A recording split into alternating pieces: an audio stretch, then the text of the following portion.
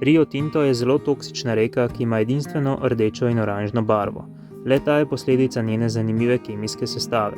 Voda je namreč izjemno kisla in ima visoke vsebnosti železa, žvepla in težkih kovin. Reka ohranja svojo barvo v dolžini približno 50 km od izvira, nato pa se zlije z drugimi potoki, zato barva reke ni več tako intenzivna. To območje ima velike količine rudnih in sulfidnih nahajališč, zato so tu rudarili že zadnjih 5000 let.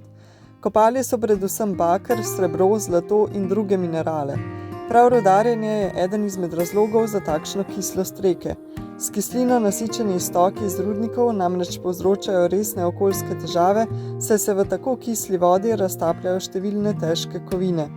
Prav zato je v reki raztopljenega tudi veliko železa, kar se očitno pozna na barvi vode. Ni pa točno določeno, koliko so k kislosti prispevali iztoki iz rudnikov, koliko pa je to posledica naravnih procesov.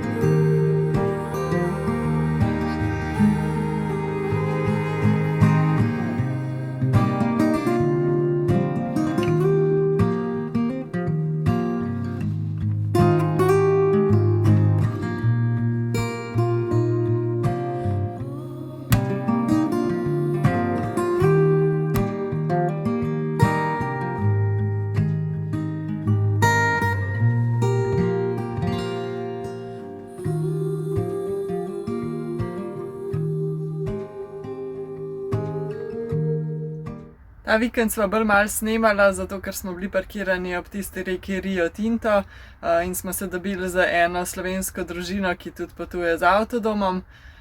V bistvu so bili tudi oni na tem koncu in so nama napisali, če se bi kje dobili, tako da smo se potem tam zmenili in ostali 2 dni skupaj.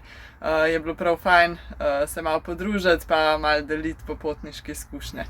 Ja, potem sva pa morala včeraj midva iti naprej, zaradi tega, ker sva preko Amazona naročila en paket v Huelvo in je bil včeraj zadnji dan prevzema, tako da zato sva šla pol naprej. Je pa današnji vlog tudi z enodnevnim zamikom objavljen, zaradi tega, ker so včeraj potem po inštrukcijah, tukaj je tako dolg dan, da šele ob 10 zaide sonce skoraj, oziroma ob pol 10 tam nekje.